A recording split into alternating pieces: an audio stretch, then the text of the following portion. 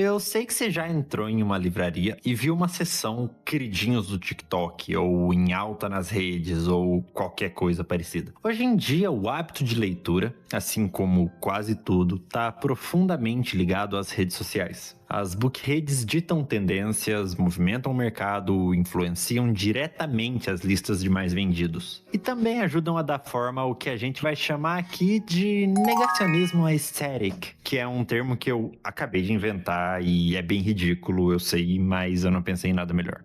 Antes de tudo, eu quero deixar claro que esse vídeo não vai ser aquele papo saudosista sobre como tudo era melhor antes da internet e como as redes sociais estão matando a literatura. A intenção aqui é tentar refletir um pouco sobre a relação entre as bookreads, a crítica literária e as práticas de consumo dos leitores no Brasil. O que eu quero dizer com negacionismo aesthetic é um anti-intelectualismo que passa despercebido, ou que parece inofensivo, ou que se disfarça de democratização, e que, no caso da literatura, está diretamente ligado às bookreads. Antes de qualquer coisa, a gente tem que falar da importância dessas redes para o mercado editorial hoje em dia. Segundo uma matéria da BBC, em janeiro de 2024, a hashtag BookTok estava perto de 215 bilhões de visualizações, e a hashtag BookTok Brasil tinha passado de 20 bilhões. Sim, 20 bilhões, com B. Uma parte considerável dessas visualizações representa pessoas que não liam antes de entrar em contato com esses conteúdos. É claro que nem todo mundo que passa por um vídeo sobre livros no BookTok vai instantaneamente, magicamente, começar a ler. Se fosse esse o caso, a minha vida como editor seria muito mais fácil. Mas não dá pra negar o quanto esses números são expressivos. É só ver o tanto de parceria com criadores de conteúdo que as editoras fecham hoje em dia. Essas redes acabam sim ajudando na democratização do hábito de leitura, justamente servindo como porta de entrada para pessoas que poderiam nunca desenvolver esse hábito se não fosse por acabar consumindo esse tipo de conteúdo. E trazer as pessoas para dentro do universo da leitura é crucial para garantir não só a sobrevivência, mas o crescimento do mercado editorial como um todo. Mas você já se perguntou aonde leva essa porta de entrada?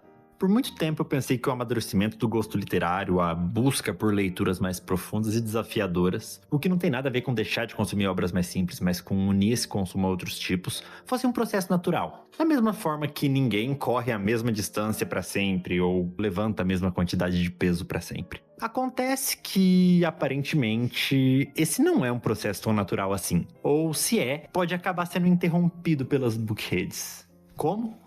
Com a criação de ciclos viciosos. Você provavelmente já sabe, mas os algoritmos das redes sociais, a menos que o dono seja um trilionário mesquinho megalomaníaco interessado em propagar discurso neofascista, funcionam de forma a conectar pessoas que gostam das mesmas coisas que a gente, que acreditam nas mesmas coisas que a gente. Em outras palavras, as redes fecham a gente em bolhas que ecoam as mesmas crenças, os mesmos valores. No caso das bookreads, os mesmos livros, os mesmos tropos, os mesmos autores, as mesmas editoras. De esse é um livro sobre X temas, o conteúdo passa a replicar a ideia de esse livro se parece com X livro. Ou esse livro traz X tropos. De repente, escolher um livro para ler virou uma checklist. Se tem semelhanças o suficiente com um livro que você já leu, vale a pena ler. Acontece que esse primeiro livro que você leu também foi indicado por uma bookread. E de repente você leu todos os livros da Colleen Hoover. Depois, tudo que você achou que se parece com a Colleen Hoover, ou que tem algum tropo que também está presente num livro da Colleen Hoover. E com o ritmo industrial que a literatura tem sido produzida e importada, você nunca vai ficar sem material desse tipo. Se você quiser, pode passar o resto da vida consumindo a mesma coisa, sem nunca sair do lugar. Isso não é um juízo de valor sobre a literatura da Colleen Hoover, mas sobre transformar suas referências artísticas e culturais numa repetição infinita que só contribui para o nosso mercado editorial continuar sendo um espaço profundamente colonizado. Quer um exemplo? Essa é a lista de mais vendidos do Publish News na categoria de ficção no ano de 2024. No ano de 2025, por enquanto, tem mais autores nacionais na lista, mas vamos trabalhar com o ano de 2024, que já foi finalizado para fins de comparação. O Publish News é provavelmente o portal sobre o mercado editorial mais importante do país. E a lista é feita consultando os reportes de vendas de grandes livrarias. Então é claro que esses não são números absolutos e muita coisa passa batida, mas ainda assim é um retrato confiável do nosso mercado. Entre os títulos no top 10, só 2 são de autores nacionais. A Filha dos Rios, do Wilco Mineve, e Tudo é Rio, da Carla Madeira. A Colleen Hoover literalmente tem mais livros no top 10 do nosso país do que todos os autores nacionais juntos. Se a gente pegar o top 20, essa diferença aumenta ainda mais. 6 da Colleen Hoover contra 3 nacionais. Simplesmente o dobro. Se a gente for olhar os livros mais vendidos nos Estados Unidos no mesmo período, segundo essa lista da Circana, que saiu no Publishers Weekly, esse é o top 10. Sabe quantos desses autores são estadunidenses? Todos. Mas esse assunto em si já dá um vídeo à parte. Se a gente se demorar demais nele, vai acabar perdendo o foco. Então, de volta ao negacionismo aesthetic. Boa parte do conteúdo sobre livros criado nas bookheads é em formato de resenhas ou impressões da obra. O que a pessoa achou do livro, como foi a experiência de leitura, o que ela tirou da história, dos personagens, dos conflitos e tudo mais. E muitas vezes o influencer dá uma nota pro livro no final.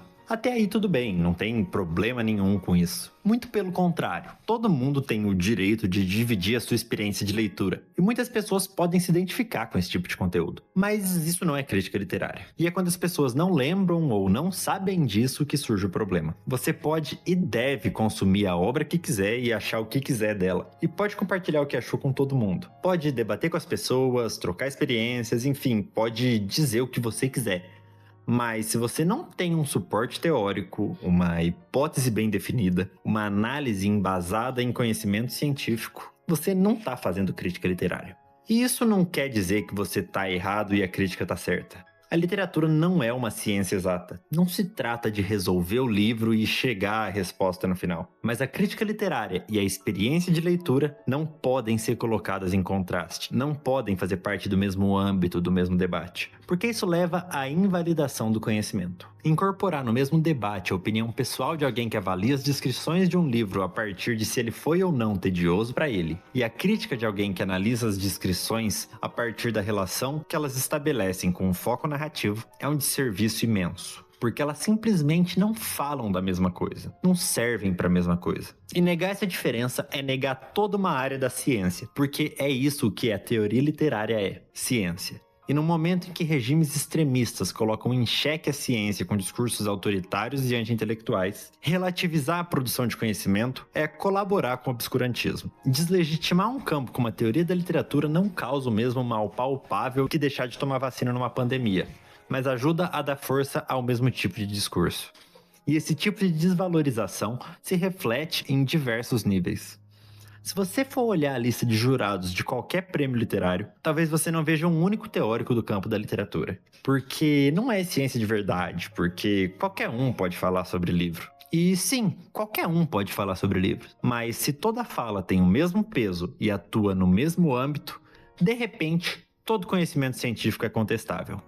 Mas também é verdade que o academicismo na crítica literária não necessariamente busca entender o que as pessoas têm lido, o que elas têm escrito, o que elas têm consumido. E trata com certo descaso, com certa má vontade, quando trata muitos gêneros e correntes, como é o caso da própria fantasia. Então, uma parte da culpa de a crítica e a teoria não chegarem às pessoas é da própria academia, sim. Inclusive, esse distanciamento entre a população e a produção do conhecimento acadêmico é um projeto de regimes autoritários, notadamente de extrema-direita, que se apegam a valores supostamente universais, como pátria, Deus, honra e família. Isso quem tá falando não sou eu não, é o Guy Debord em Sociedade do Espetáculo, lá na França na década de 60. No caso do Brasil, é claro que eu tô falando da ditadura militar, que não por acaso começou na mesma década. Agora, é claro que eu não tô dizendo que você é racista ou que é culpado pelos problemas do mercado editorial e da universidade porque produz ou consome conteúdo sobre livros na internet. Isso seria uma burrice imensa.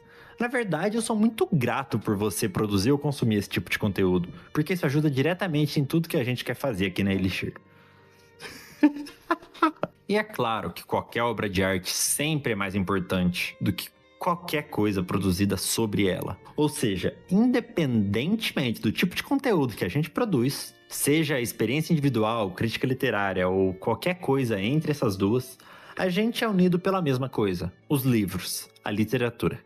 Mas a gente tem que entender e ajudar as pessoas a entenderem em que âmbito a gente está falando, porque simplesmente não é a mesma coisa. Isso que está passando na tela são as referências bibliográficas da minha dissertação de mestrado, apresentada em 2022 na Unesp. São 8 páginas só para citar todas as fontes de pesquisa, mais de 5.000 páginas lidas em 5 línguas diferentes. Isso é só uma dissertação de mestrado. Tem uma porrada de pesquisadores e professores com um trabalho acadêmico infinitamente mais extenso, mais complexo, mais profundo que o meu. Décadas da vida dedicadas a esse conhecimento. E isso não pode ser invalidado.